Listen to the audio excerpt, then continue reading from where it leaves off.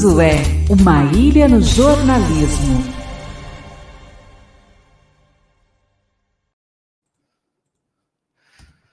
Tá aí, ó.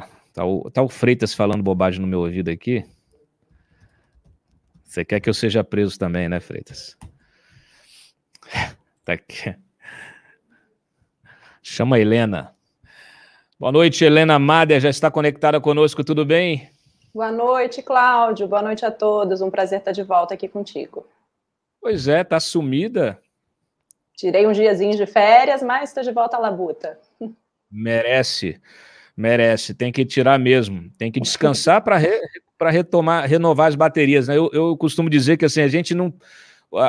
se a gente esperar a crise acabar, a gente não descansa, né? Porque... essa crise vai até a eleição do ano que vem, a gente não para. Exatamente. Bom, vamos falar aqui da capa da Cruzoé, que trouxe um personagem que está nas manchetes há já mais de um mês, já quase 2 meses, né? Que é o Francisco Maximiano, um empresário que cresceu aí à sombra do poder, bastante conhecido no submundo de Brasília. Fala pra gente desta reportagem, é do Luiz Vassalo, é isso? Sim, é uma reportagem do Luiz Vassalo, ele que saiu de férias agora também, passei bastão para ele. Mas ele finalizou essa matéria que mostra o perfil do Francisco Maximiano, o sócio da Precisa Medicamentos. Para quem não lembra, é a empresa que fez toda a intermediação para a compra das vacinas indianas da Covaxin, né? Aquele negócio cheio de suspeitas que está no alvo da CPI da Covid. Então, além de todas as irregularidades, né, que levaram ao cancelamento do contrato com o Ministério da Saúde, o Vassalo mostra outros rolos do Francisco Maximiano. É um personagem conhecido no submundo de Brasília, tem relação com vários políticos, né, poderosos de ocasião. Recentemente, ele fez lobby no BNDES junto com o senador Flávio Bolsonaro. O filho do presidente levou o Francisco Maximiano para uma reunião no banco para tratar de empréstimos para outra empresa do Max, como ele é conhecido aqui em Brasília. E também tem rolos antigos do empresário. Ele teve negócios com o Postales, o fundo de pensão dos Correios, também que já foi alvo de investigações, já foi flagrado repassando recursos para investigados da Operação Lava Jato. Mais recentemente, já na pandemia, também a empresa dele foi investigada por supostamente vender testes superfaturados aqui para o governo do Distrito Federal, do governador Ibanez Rocha, né, que é a Secretaria de Saúde do DF virou um feudo do Progressistas, tem vários indicados do senador, do agora ministro Ciro Nogueira. Então a gente mostra toda essa trajetória do Francisco Maximiano, que é um personagem que está no alvo, especialmente, Cláudio, porque ele deve depor a CPI na semana que vem. Está previsto para quinta-feira, dia 19, o depoimento, que é muito aguardado. O Francisco Maximiano já tentou se esquivar de ir à comissão, recorreu ao STF, os senadores aguardaram um pouquinho, marcaram finalmente essa oitiva, e eles esperam esclarecer vários pontos que ainda estão aí nebulosos com relação às tratativas da Covaxin, sobretudo com relação à participação do líder do governo na Câmara, o deputado Ricardo Barros, em todas essas tratativas. A gente lembra que essa relação do Ricardo Barros com a Precisa, com a negociação da Covaxin, veio à tona por conta de uma denúncia também do deputado Luiz Miranda. Eu acho que vale ler a matéria, convido todos a entrar lá no site www.cruzoé.com.br para conhecer um pouco mais desse personagem e de tudo que está para vir aí na CPI da Covid, Cláudio. Muito bem.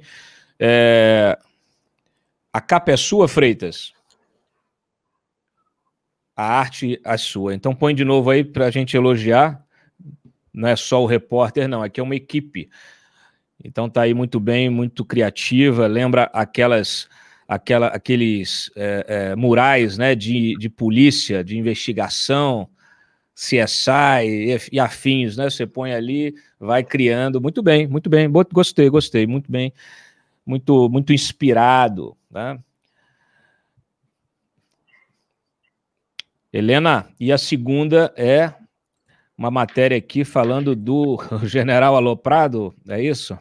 Exatamente, que é o general Walter Braga Neto, atual ministro da Defesa. Então, a gente conta um pouco de todo o bastidor daquele desfile militar de tanques, lançadores de mísseis, armamentos, né, aquela presepada toda que aconteceu na última terça-feira. Era para ser uma demonstração de força do presidente Bolsonaro e acabou sendo uma humilhação completa, especialmente para as Forças Armadas, né? Estavam lá os comandantes das 3 forças, além do general Braga Neto. E aí a gente mostra como o ministro ajudou a articular, a viabilizar, né, essa exibição de poderio militar que o Bolsonaro tanto queria, qual foi a participação dele. A gente fala um pouquinho sobre quem é o ministro Walter Braga Neto, conta um pouco da história dele. Ele foi interventor federal no Rio de Janeiro, na época do governo Michel Temer. Ali ele ganhou um pouco mais de trato político, e a partir dali até chegar à Casa Civil, né? Primeiro, ano passado, ele foi ministro da Casa Civil, depois virou ministro da Defesa. E o Braga Neto e o Bolsonaro, eles se conhecem há mais de 40 anos, foram contemporâneos na Escola de Educação Física do Exército, né? E essa relação agora se consolidou a ponto de o general Braga Neto ser considerado um dos ministros mais influentes da esplanada, né? E ao contrário do general Fernando Azevedo, que foi exonerado há poucos meses, justamente porque resistia à pressão política, né, a pressão do presidente Jair Bolsonaro para interferir nas Forças Armadas, ele que gosta de falar meu exército, minhas Forças Armadas. Ao contrário do general Fernando, o general Braga Neto tem dado cada vez mais espaço para que o Bolsonaro faça interferências, ou pelo menos demonstre publicamente que tem poder sobre o exército. E também os segredos de Bolsonaro, né? Um presidente que assumiu prometendo transparência, né? Até abrir os gastos do cartão corporativo. A primeira coisa que ele fez foi esconder, né, os gastos próprios dele do cartão corporativo, e de lá para cá, várias medidas contrárias, né, à política de transparência, que é um princípio constitucional, é um princípio da administração pública, um governo realmente sob sigilo, né, Helena? Pois é, o presidente Bolsonaro adora citar trechos bíblicos, dizendo, né, conheceis a verdade liberta, mas quando não é do interesse dele, ele gosta mesmo de um segredo. E recentemente a Cruzoé mostrou com exclusividade que o Planalto, o Gabinete de Segurança Institucional, decretou sigilo de 100 anos com relação a informações do acesso dos filhos do presidente ao Palácio, né, ao Palácio do Planalto, ao Palácio da Alvorada, um caso que teve uma repercussão muito grande. E a partir disso a gente levantou vários outros casos também em que o Planalto se negou a prestar informações, por exemplo, informações relativas a visitas à primeira-dama Michele Bolsonaro. Também o GSI se recusa a passar, diz que é dado sob sigilo, visitas de lobistas também ao Palácio da Alvorada, ao Palácio do Planalto. Mais recentemente também o presidente se recusou a dar informações sobre entradas daquele reverendo Hamilton Gomes, né, aquele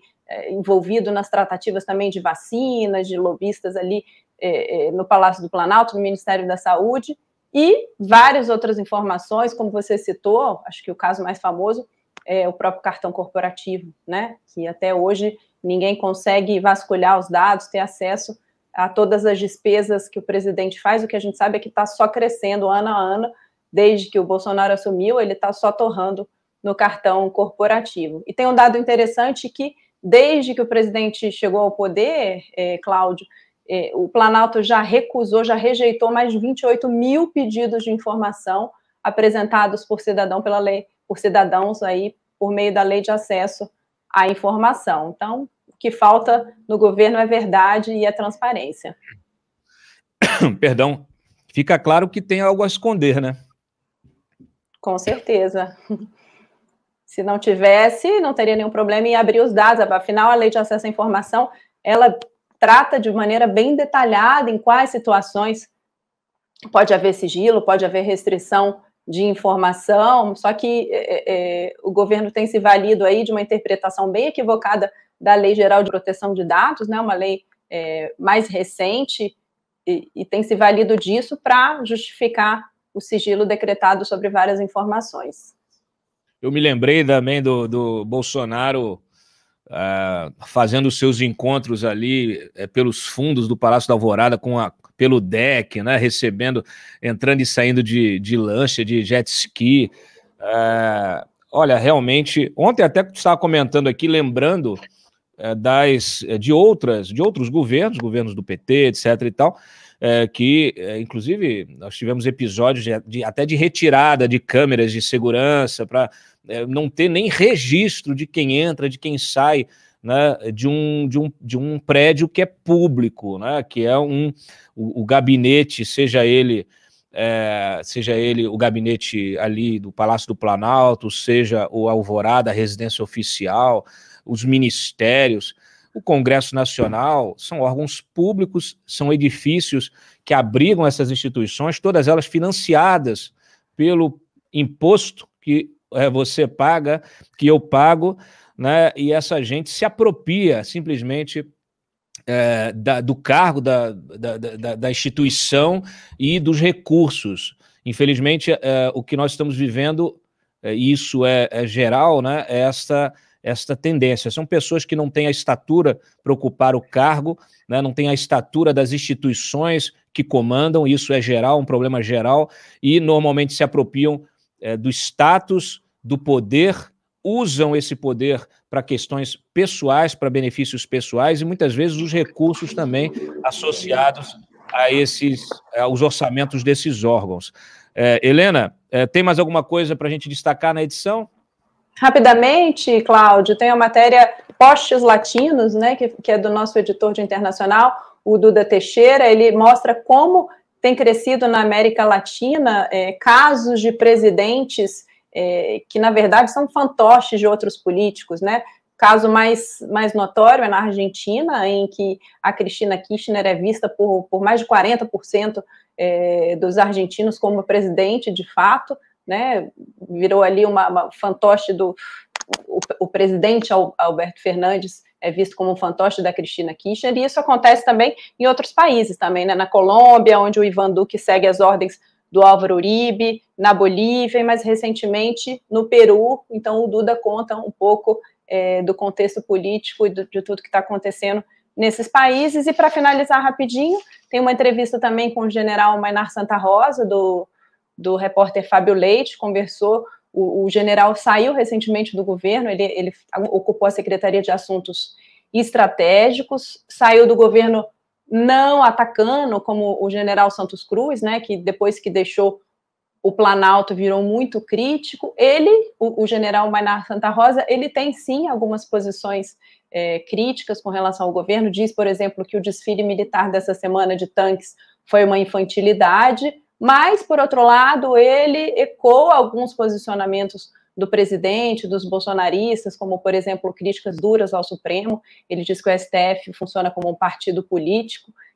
Então, acho que vale ler até para entender o que se passa na cabeça desses militares que estão ali, ou já foram do entorno do presidente. Tem um contexto político bem bacana, vale a leitura, fora, claro, as colunas do Mário Sabino, do Diogo Mainardi, do Sérgio Moro e do Rodrigo da Silva.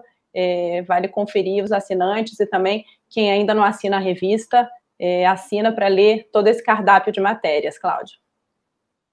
Muito bem, Maynard Santa Rosa, general muito qualificado, bom que se diga, e é um general de princípios. Ele deixou o governo antes que acontecesse com ele o que aconteceu com outros, né? Antes de ser chutado do Palácio do Planalto, deixou o governo por quê? Porque entendeu, começou a ver que o Bolsonaro estava levando o governo para um lado completamente oposto àquele apregoado na campanha. Então tá aí muito bem, ótima entrevista. Quem não leu, leia. Quem não é assinante da Cruzoé, aproveita a promoção aí, ó, R$ 3,90 no primeiro mês e ainda assina junto com o Antagonista Mais, que é o nosso aplicativo sem anúncio. Helena Mader, muito obrigado, que venha mais vezes aqui no Papo Antagonista. Será um prazer, obrigada, Cláudio, boa noite a todos.